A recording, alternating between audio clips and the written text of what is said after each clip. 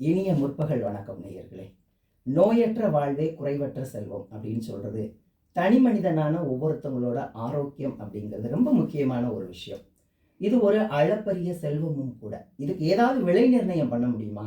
நிச்சயம் நம்மளால பண்ண முடியாது. அதை தாண்டி நமக்கு நிறைய மதிப்புமிக்க ஒரு விஷயம் தான் இந்த ஆரோக்கியம். இந்த செல்வத்தை தொடர்ந்து மாறி வரக்கூடிய இந்த நாகரிக சூழல்ல மனிதன் வெகுவாக பற்பல காரணங்களால இழந்துகிட்டே வரக்கூடிய சூழல் தான் இன்னைக்கும் இனி வரக்கூடிய நாட்களுக்கும் அது அதிகமாயிட்டு வருமோ அப்படிங்கிற பயமும் நம்ம கிட்ட இருக்கு. உடம்புல ஏற்படக்கூடிய ஆரோக்கிய சீர்கேடுகளான இந்த பாதிப்புகள் எல்லாம் ஒரு குறிப்பிட்ட காலகட்டத்தில் உடம்பானது இயல்பு நிலைக்கு வருது அப்படிங்கிறது ஒரு இயல்பான ஒன்று தான். ஆனால் உடல்ல இருக்கக்கூடிய ராஜ உறுப்புகளான மூளை, நுரையீரல், இதயம், கல்லீரல், சிறுநீரகம் இதிலெல்லாம் ஏற்படக்கூடிய பாதிப்புகள் பெரும்பாலும் நிரந்தரமானவை தான் அப்படின்னு மருத்துவ வல்லுநர்கள் நமக்கெல்லாம் எடுத்து சொல்றாங்க. உணவு, நீர், நெருக்கடியான சூழல்ல வாழக்கூடிய வாழ்க்கை முறை, நாள்தோறும் நம்ம செய்யக்கூடிய சில பல புனிதமான பழக்க வழக்கங்கள்னால கூட நம்மளோட மேஜர் வைட்டல் ஆர்கான்ஸ் அப்படின்னு சொல்லக்கூடிய பிரதான ராஜ உறுப்புகள் பாதிக்கப்பட்டு தான் வருது. ஒரு ஒரு சிம்பிளான ஒரு பழமொழி கூட நம்ம கேள்விப்பட்டிருப்போம். சுத்தம் சுகம் தரும் அப்படின்னு சொல்லுவாங்க. அப்படி நம்மெல்லாம் சொல்லிக்கிட்டே இருந்தாலும் இன்னைக்கு நாமெல்லாம் சுத்தத்தையும் தொலைச்சிட்டோம். அதனால ஆரோக்கியம் அப்படிங்கிற சுகத்தையும் இழக்கக்கூடிய அவல நிலைக்கு தான் ஒவ்வொரு நாளும் அதிகரிச்சுக்கிட்டே வருது. உடலோட அனைத்து வேதியியல் செயல்பாடுகளுக்கும் உண்டான முதன்மையான ஒற்றை ராஜ உறுப்பு இந்த கல்லீரல் தான். ஒவ்வொரு ஆண்டும் ஜூலை 28 உலக கல்லீரல் அழற்சி தினமாக, அதாவது வேர்ல்டு ஹெப்படைட்டிஸ் டேயாக ஒவ்வொரு வருடமுமே உலக சுகாதார அமைப்போட அறிவுறுத்துதல் படி நம்ம அனுசரிக்கப்பட்டு தான் வர்றோம். உலக கல்லீரல் அழற்சி தினத்தை முன்னிட்டு இன்னைக்கான கண்ணாடி மாளிகை நிகழ்ச்சி உங்களுக்காக சிறப்பு நேரலையாக விளம்பர காத்திருக்குது நேயர்களே. கல்லீரல் அழற்சி அப்படின்னு சொல்லக்கூடிய இந்த ஹெப்படைட்டிஸ், இந்த மருத்துவ நிலை சார்ந்த நேயர்களாகிய உங்களோட கேள்விகளுக்கும் சந்தேகங்களுக்கும் கூடுதலாக ஹெப்படைட்டிஸ் சார்ந்த பல நாட்கள் உங்கள் மனசில் இருக்கக்கூடிய ஐயங்களுக்கும் இந்த சிறப்பு நேரலையில் நிலைய அரங்கிலிருந்து பதிலளிக்க காத்திருக்கிறாங்க மதுரை அரசு ராஜாஜி மருத்துவமனை இரைப்பை மற்றும் குடல் நோய் மருத்துவத்துறை உதவி பேராசிரியர் டாக்டர் வினோத் அவர்கள். டாக்டர் வினோத் அவர்கள் நேயர்களாகிய உங்களுக்காக மருத்துவரோட உரையாட காத்திருக்கிறேன். விக்னேஷ் அர்ஜுனன். மீண்டும் தொலைபேசி எண்ணை மட்டும் உங்களுக்கு நான் ஞாபகப்படுத்துகிறேன். எல்லாம் தெரிஞ்சிருக்கும், நம்பர்ஸ் எல்லாம் ரெடியாக இருப்பீங்க டயல் பண்ணுறதுக்கு. இருந்தாலும் அறிமுக நேயர்கள் 25 30 170 அப்படிங்கிற எண்ணையும், மற்ற அனைத்து நேயர்களும் 25 30 171 அப்படிங்கிற எண்களில் வெளியூர்லேருந்து கூப்பிட்றீங்க அப்படிங்கிற பட்சத்தில் 0452 என்ற மதுரையோட முன் இணைப்பை தொட்டு சிறப்பு நேரலையில் இணையலாம். வணக்கம் டாக்டர். வணக்கம் டாக்டர். வணக்கம் சார். நலமா இருக்கீங்களா? நலமா இருக்கேன் சார். எங்களோட அழைப்பை ஏற்று வரக்கூடிய உலக கல்லீரல் அழற்சி தினத்திற்காக இந்த சிறப்பு கண்ணாடி மாளிகையில் எங்களோட நீங்கள் பங்கேற்று எங்கள் நேயர்களுக்கு உரையாட வந்ததுக்கு மிக்க நன்றி டாக்டர். Thank you sir. இந்த உலக கல்லீரல் அழற்சி தினம் 2026 அப்படிங்கிறது ஏன் டாக்டர் கொண்டாடணும்? இதுக்கு ஏதாவது காரணங்கள் இருக்கா? இந்த உலக கல்லீரல் அழற்சி தினம் டாக்டர் பர்க் ப்ளூம்பர்க் அவரோட பிறந்த நாளை தான் வைரல் ஹெப்படைட்டிஸ் டேயாக நம்ம செலிப்ரேட் பண்ணோம்.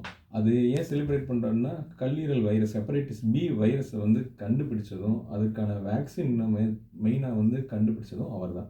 ஸோ அதுக்காக ஒரு நோபல் பரிசும் பெற்றிருக்காரு. ஸோ அவரோட பிறந்த தினத்தை தான் நம்ம வேர்ல்டு ஹெப்படைட்டிஸ் டேயாக நம்ம கொண்டாடுறோம். ஒவ்வொரு ஆண்டும் ஒரு குறிப்பிட்ட மைய கருப்பொருளை வலியுறுத்தி உலக சுகாதார நிறுவனம் ஒவ்வொரு நலம் சார்ந்த தினங்களுக்குமே நமக்கு அறிவுறுத்தப்படுது. இந்த வருஷத்துக்கான, அதாவது உலக கல்லீரல் அழற்சி தினம் 2026 மைய கருப்பொருள் என்ன? இந்த கருப்பொருளை இனி வரக்கூடிய நாட்களில் நம்ம கடந்து போகணும் அப்படிங்கிறதுக்கு என்ன காரணம் இருக்குது டாக்டர்? அதை பற்றி சொல்லுங்கள். இந்த வருடத்தோட கருப்பொருள் let's break it down. So இதற்கு மெயினாக என்னென்னா, தடைகளை தகர்த்து, ஸோ பேஷண்ட்டோட இந்த கிருமி இருக்குன்றதை கண்டுபிடிச்சு டயக்னோஸ் பண்ணி அதை ட்ரீட்மெண்ட் வரைக்கும் இருக்கிறது அனைவருக்கும் போய் சேரணும். ஸோ இதை எலிமினேட் பண்ணுறதுக்கான வழிகளை தகர்த்து அதை எல்லாருக்கும் பயன்பெறணும் அப்படின்றது தான் இந்த வருஷத்தோட மெயின் தீம். இவ்வளோ சிறப்பான தினத்தில் இந்த கல்லீரல் அழற்சி அப்படின்னா என்ன டாக்டர்? ஹெப்படைட்டிஸ்னு ஆங்கிலத்தில் சொல்கிறோம். இதோட ஒரு இன்ட்ரோ மட்டும் கொடுங்க டாக்டர். கல்லீரல் அழற்சினா ஹெப்படைட்டிஸ். ஸோ கல்லீரல் புண்ணாகிறது, அதனால தான் அது பேர் ஹெப்படைட்டிஸ். ஸோ இது ஒவ்வொரு சிவியாரிட்டியை பொறுத்து இருக்குது. ஸோ ஹெப்படைட்டிஸ்ன்னு இது வந்து சிவியராக போகும்போது லிவர் ஃபெயிலியர் வரைக்கும் நமக்கு போகிறதுக்கான வாய்ப்புகள் உண்டு. கண்டிப்பாக ஒரு ராஜ உறுப்பு அப்படிங்கிறதுனால ஏற்கனவே நான் அறிமுகத்தில் சொன்ன மாதிரி ராஜ உறுப்புகளில் வரக்கூடிய பாதிப்புகள் வந்து நிரந்தரமானவை அப்படிங்கிறதுனால கண்டிப்பாக நம்மளோட வாழ்வை காக்கக்கூடிய இந்த நங்கூரமான இந்த கல்லீரலை பற்றின கேள்விகளோட ஒரு நேயர் காத்திருக்காங்க. வருக, வணக்கம். வணக்கம் காசிமாயனையா, எத்தனை கேள்விகள் இருக்கு உங்ககிட்ட? தனி ஒருவன் தான், ஒரே ஒரு கொஸ்டின் மட்டும் இருக்கு, சொல்லுங்க. வணக்கங்க ஐயா.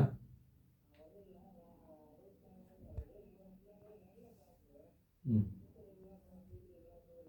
ம்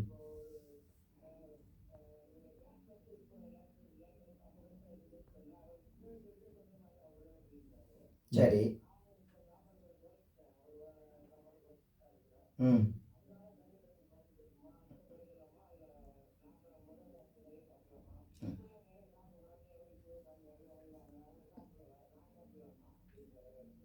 நல்லதுங்கய்யா. நீங்கள் ஒரு பொதுவான கேள்வி தான் கேட்டிருக்கீங்க, கல்லீரலை மையப்படுத்தி கேட்கல. இருந்தாலும் உங்கள் நண்பன் ஒரு நல்ல பழக்கம் உங்களுக்கு கொடுத்துருக்குறாங்க. அது எந்த அளவுக்கு உண்மை அப்படிங்கிறத மருத்துவர் உங்களுக்கு சொல்லுவாங்க. சாப்பாடு கூட குறைச்சுன்றது கல்லீரல் வந்து பாதிக்கிறது வந்து நீங்கள் எவ்வளோ வெயிட் இருக்கீங்க அப்படின்றத வச்சு மெயினுங்கய்யா.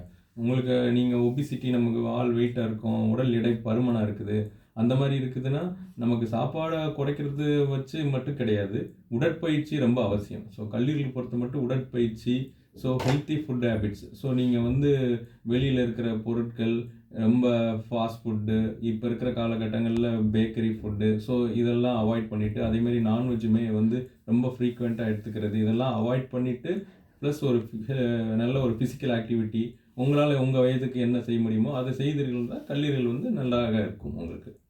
நல்லது. நோய்க்கு பல காரணங்கள் இருந்தாலும் கல்லீரல் ஆரோக்கியமாக வைக்காமல் இருக்கிறதுக்கு கொழுப்பு படிமானங்கள் பிரதான காரணமாக இருக்குது அப்படிங்கிறத டாக்டர் சொன்னாங்க. முற்பகல் 11 மணி 11 நிமிஷம் ஆகுது. கேள்விகளோட தொடர்ந்து ஒரு நேயர் இருக்காங்க. வருக, வணக்கம். வணக்கம் ஐயா, சொல்லுங்க.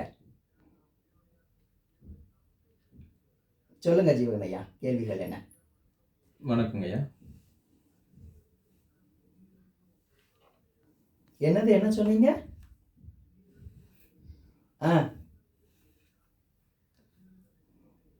சரி சரி.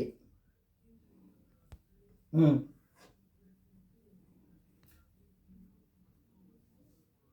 ம் ம்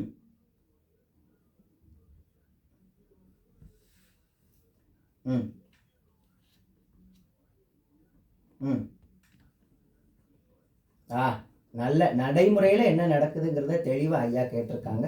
இந்த ஈரலில் எத்தனை ஈரல் இருக்குது அப்படின்னு கேட்டிருக்காங்க டாக்டர். உங்களோட பதில் அதுக்கு? நீங்கள் சொல்கிற அந்த மெல்லீரல் அந்த மாதிரி இல்லை, மண்ணீரல்னு இருக்குது. ஸோ கல்லீரல் வந்து வலது பக்கம் இருக்கும், மண்ணீரல் வந்து மேல் வயிறில் இடது பக்கம் இருக்கும். அதுக்கப்புறம் நுரையீரல் இருக்குது, லங்ஸு. அதுக்கப்புறம் நீங்கள் கேட்ட ரெண்டாவது கேள்வி வந்து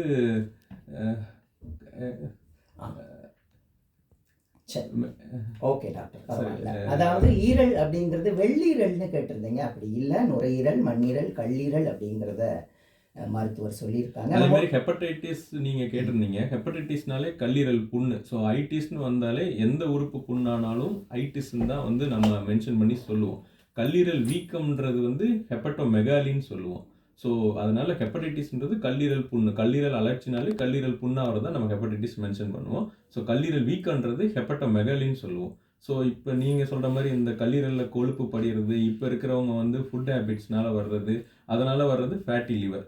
ஸோ கிருமினால் வர்றது வந்து கல்லீரல் புண்ணாகிறது ஹெப்படைட்டிஸ். ஸோ ஹெப்படைட்டிஸ் வந்து கல்லீரல் கிருமினால் மட்டும் வராது, ஏகப்பட்ட காரணங்களால் வந்து கல்லீரல் புண்ணாகும்.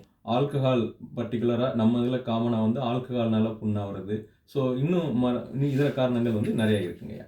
கல்லீரல் வீக்கமாகிறது ஹெப்படோமெகலி அப்படின்னு பொதுவாக நம்ம வந்து ஸ்கேன் பரிசோதனைகளில் பார்ப்போங்கய்யா. அது போக இந்த கிருமிகள்னால வரக்கூடிய இந்த கல்லீரல் தாக்கத்தை தான் வந்து இன்ஃப்ளமேஷன் அப்படின்னு ஆங்கிலத்தில் சொல்கிறாங்க. அதுவும் ஒரு வகையான வீக்கம் தான், சரிங்களா?